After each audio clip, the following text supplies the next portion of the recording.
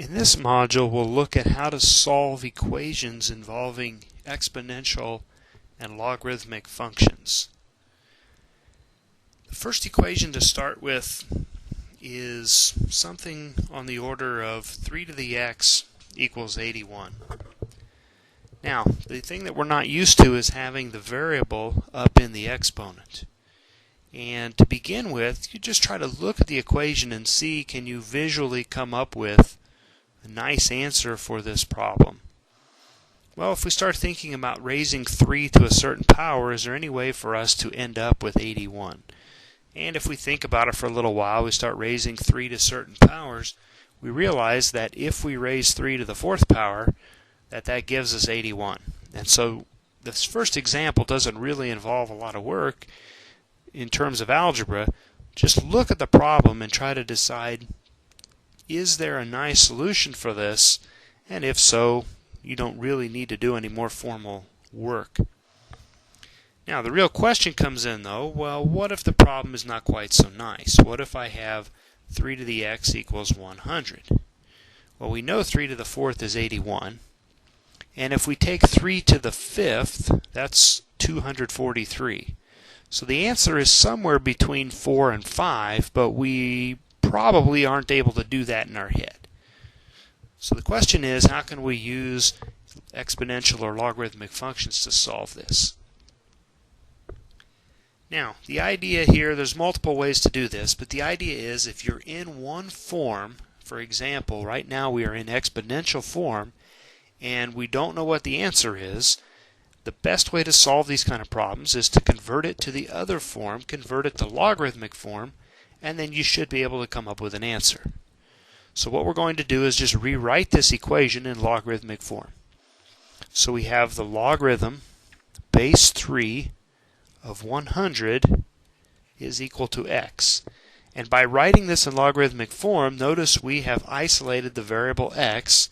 And now the question is, how do we type this into our calculator? Well, we talked about a change of base rule on the last module that says that the log base 3 of 100 is equivalent to the log of 100 divided by the log of 3. And if you type this in to your calculator, you'll come up with the correct answer, which is somewhere around 4.19. Now, this is not the only way to do this problem. There are multiple ways. I'll show another one here. Another popular approach that people like to do is when you get to 3 to the x equals 100, they like to take the logarithm or the natural logarithm of both sides. So if I was to take the logarithm of both sides, I can now, since I have a logarithm in place, I can now bring that x out into the front. That's one of the properties of logarithms. So now I have x times the log of 3 equals the log of 100. Quick quiz here. You should know this, but what's the log of 100? Remember, if there's no base, we understand there to be a base 10, so we're saying 10 to what power equals 100? Really, that's just a 2. Okay? So now we want to come in and divide both sides by whatever the log of 3 is. 2 divided by the log of 3, well, that's going to match up exactly with what we had up here above. And so again, we get the answer of 4.19. So by taking the logarithm of both sides, or you can try this, take the natural logarithm of both sides and work through the process, you're still going to come up with the answer of 4.19. So multiple ways to go through and solve questions like this. Even if it's not just an x, even if it's something like 3 to the x squared equals 100, we still follow the same approach. We could take the logarithm of both sides.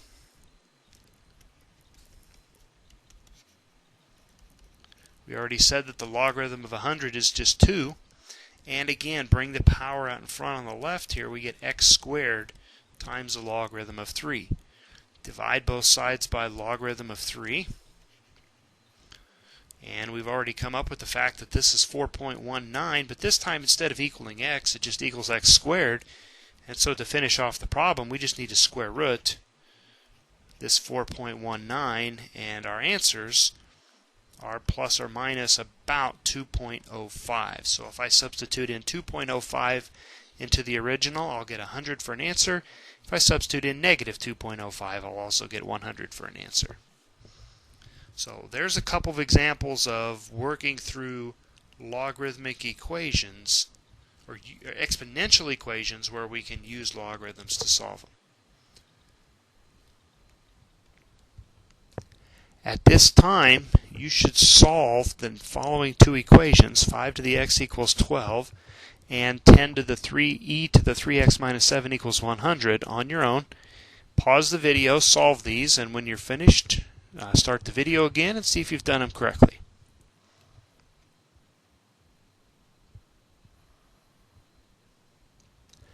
Alright, to solve these two equations, the middle one is very similar to the examples that I did.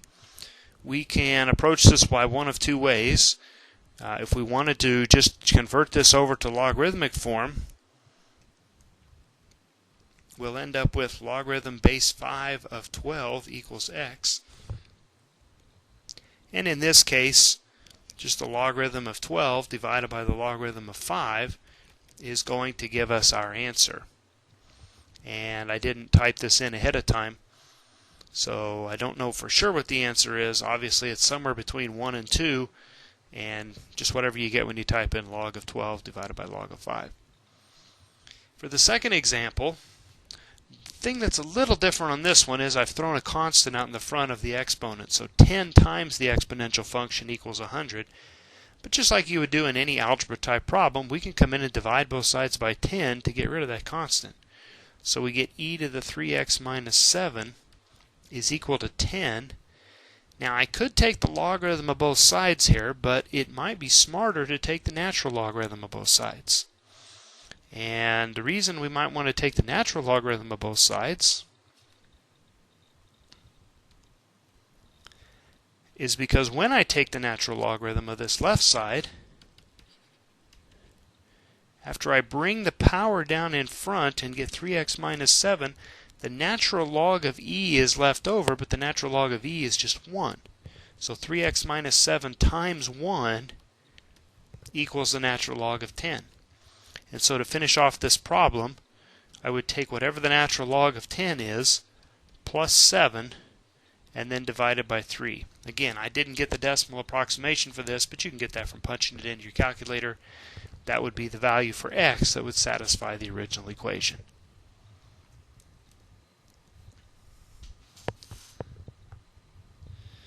Now, there's a lot of applications involving exponential functions where we might need to use a logarithm to solve them.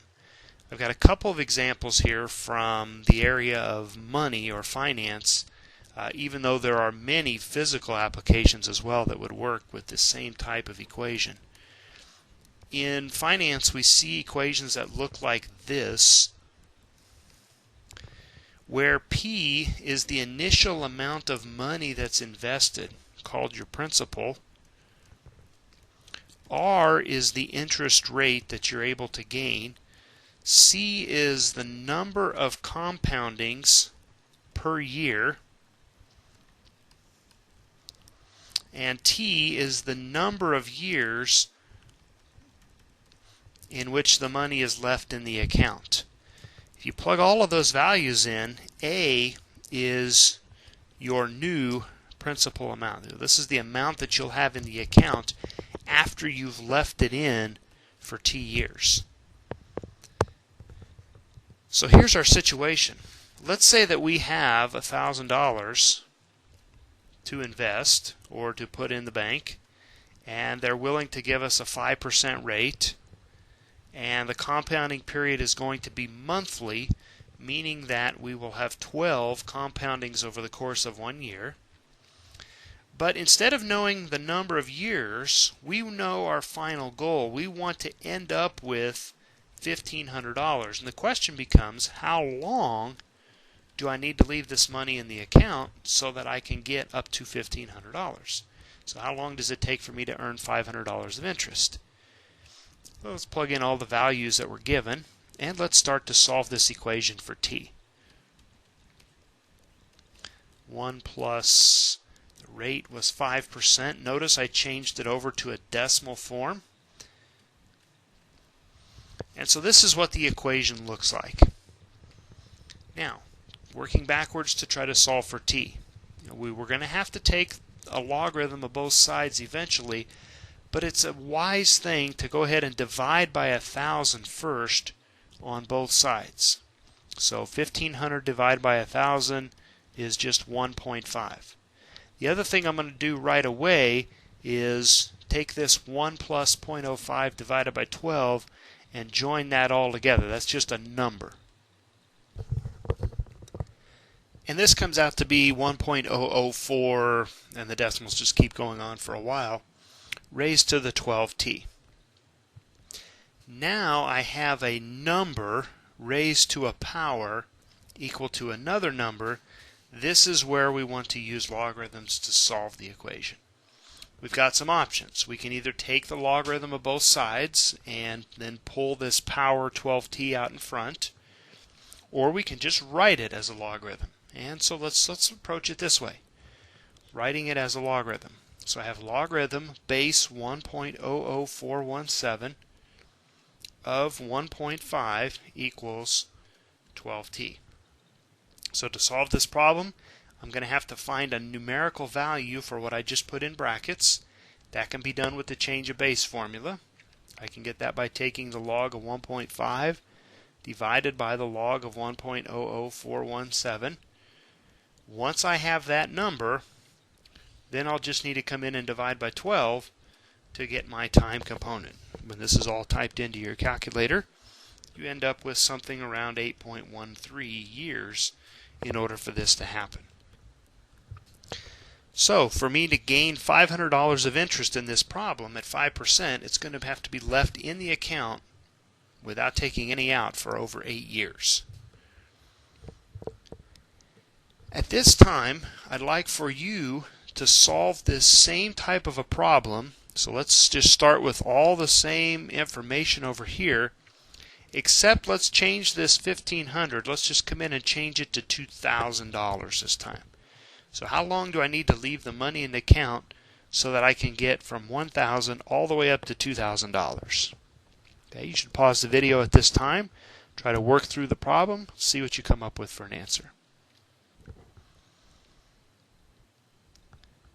Okay, I'll try not to make too big of a mess with this, but I'm going to follow the same basic pattern, except this time I'm going to use red. So we're going to come in and replace this $1,500 with $2,000. So when we divide by 1,000, you should end up with 2 equals that right side.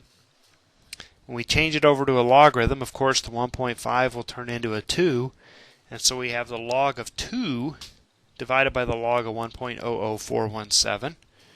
That answer then is divided by 12, and what we end up with for the time component on this one is just shy of 14 years. Okay, now initially when you started this problem, you might have thought, well, if I need to just double the amount of money that I'm making, going from $500 interest to $1,000 of interest, it's going to take me twice as long. It'll take me 16.26 years in order for this to happen. But be careful, that's not the case. This is not a linear function. This is an exponential function, and exponential functions grow faster than linear functions. And this makes, with the right exponents and what we have in this situation. Now, why does it make sense here that it should not take twice as long to gain the money? The thing is, all that interest we've earned over the course of the first $500, we're now earning interest on it as well as the initial first $1,000. So when we're earning interest on the previous interest, it doesn't take as long to gain that next $500. So that's why this one only ended up at roughly 14 years in order to gain that extra $1,000.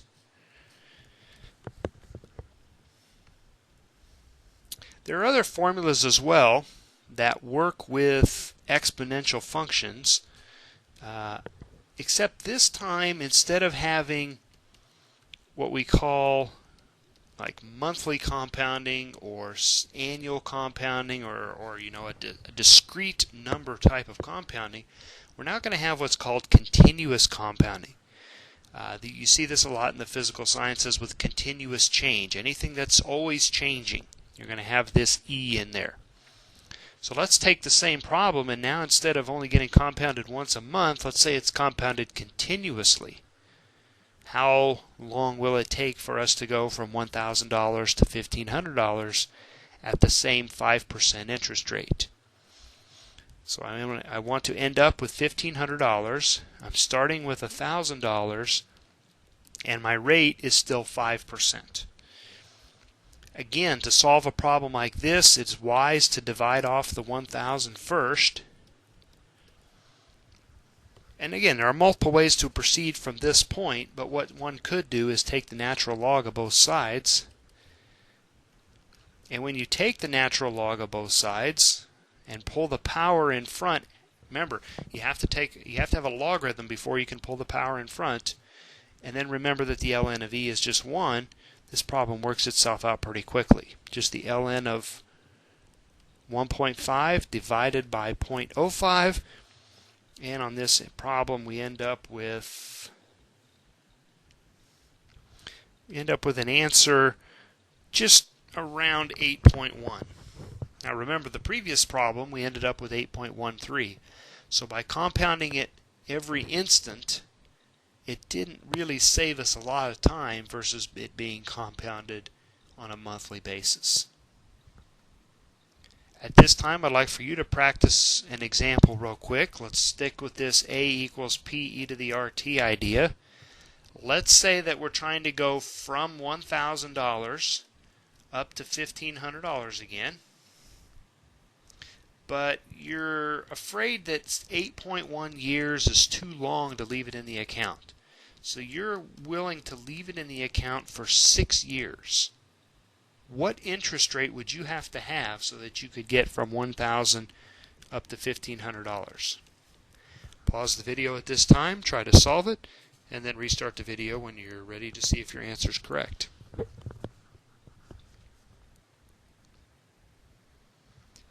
Alright, it looks like it's a totally different problem because we're solving for r, but notice that in this function the r and the t are both in the exponent, so it actually solves itself exactly like the previous example.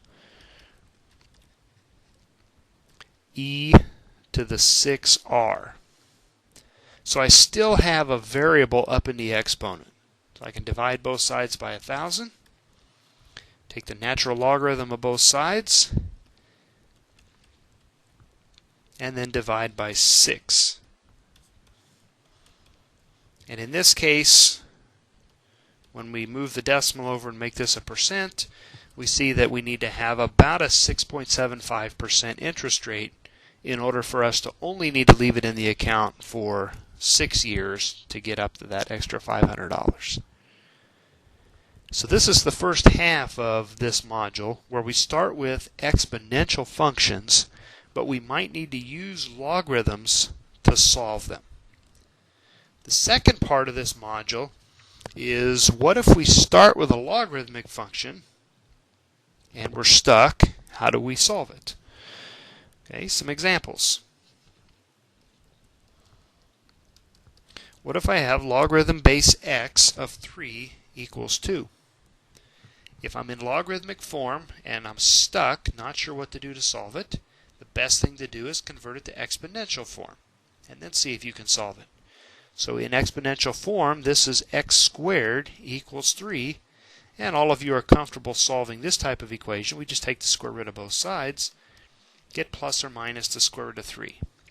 Now in this case, I haven't defined this formally yet, but when we're working with bases in logarithms, we want those to be positive values.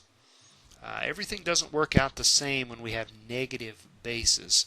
And so for right now, we're just going to throw out all negative bases and just leave the answer as the positive square root of 3. Another possible equation with the same numbers, just moved around to a different location. What if it's log base 3 of x equals 2? So what if the x is in the second position? Again, change it over to exponential form, so I get 3 to the second equals x. This one's pretty easy, x equals 9. And then the third possibility is, What if the x is on the side by itself already? Well, this time I really don't want to change things back to to exponential form because I'm already in a good form. I'm already have the x on a side by itself. The question is, how do I type log base 3 of 2 into my calculator? Well, according to the change of base formula, we can type in log 2 divided by log 3, and this answer happens to be about 0.63. So here's 3 quick examples of how we can work with logarithms with the x being in any one of the 3 positions. But of course, not all examples are going to be that basic. We can also have problems that look like this. This one isn't too much harder, but it's got a little bit more involved in it. Again, I'm in logarithmic form, not quite sure that I know what the answer is, so let's change it over to an exponential.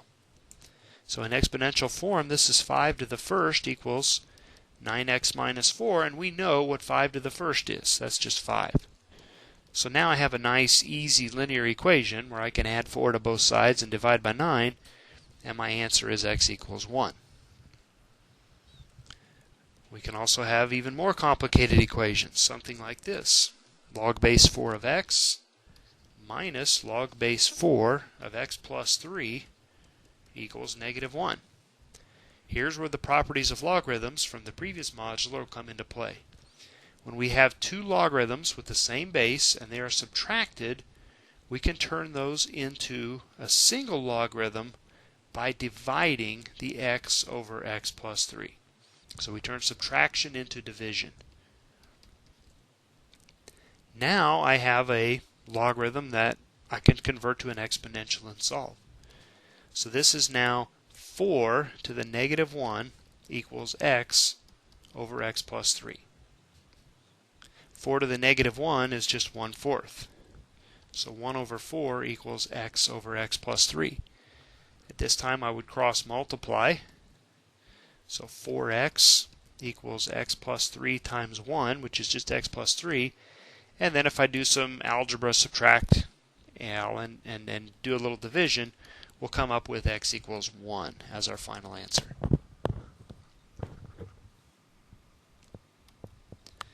Alright, at this time I've got some examples for you to work here. First one is log base x of 15 equals negative 1. Second example is, second one is the ln of x squared equals 7. Solve that for x. And then the last one is logarithm of x plus 5 plus the logarithm of x plus 2 equals 1. Pause the video at this time and try to solve all 3 of these and then restart the video when ready to check your answer. Alright, the first one's pretty straightforward. If we convert it to exponential form, we'll have x to the negative 1 equals 15. And if we don't like this form, we can rewrite it as 1 over x equals 15, in which case x just needs to be the fraction 1/15. 1 divided by 1/15 is 15. Second example, when we have a natural logarithm, that means we have a base of e. So in exponential form, this is e to the 7th equals x squared. And so I just need to square root e to the 7th. And when you square root that big number, you get 33.1, plus or minus 33.1. Now remember on the earlier example, we threw out the negative answer. Should we keep or throw out the negative answer on this one? The answer is we can keep the negative value. I cannot take the logarithm of a negative number. Like for example, I cannot take the ln of negative 6. I can take the ln of positive 6. But the thing is, notice the number we're taking the natural log of is always something squared. So that's always a positive number inside the parentheses there. No matter what the x is, the x squared will always be positive. So it is okay for me to have a negative 33.1 in for x as a possible solution to this problem. On the third example, Because we have addition of two logarithms with the same base, we need to convert that into multiplication. So this would be the log of x plus 5 times x plus 2.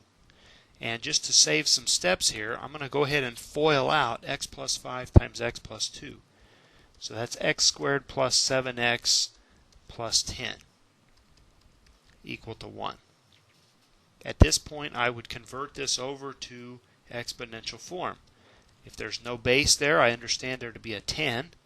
So in exponential form, this is x squared plus 7x plus 10 equals 10 to the first, which of course is just 10. Subtract 10 from both sides, I get x squared plus 7x equals 0. And we can do some factoring and solving. We get x equals 0 and x equals negative 7. Again, double check, can I have a negative number, or 0 for that matter, as possible values of x? Look back at the original problem and decide, would you be taking the logarithm of a negative number if 0 was one of your x's? Well, if I plug 0 into here, that's the logarithm of 5. That's okay, it's a positive number.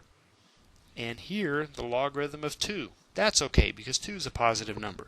So x equals 0 checks out as a good solution.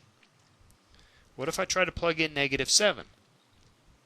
That would give me the logarithm of negative 2, and what that means is we have to throw that out. We can't have logarithm of a negative number, so that means we can't have that negative 7 as a solution.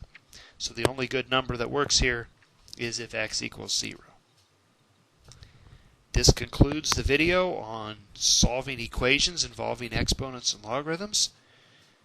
Actually, this is a concept that a lot of students coming into calculus have a lot of trouble with. So it would be very wise for you to spend a little time on this, become very comfortable with these, because when we start taking derivatives, we're going to have equations that look like this, and we won't have time to go back in class and really reteach all of these concepts that I've talked about here in this module.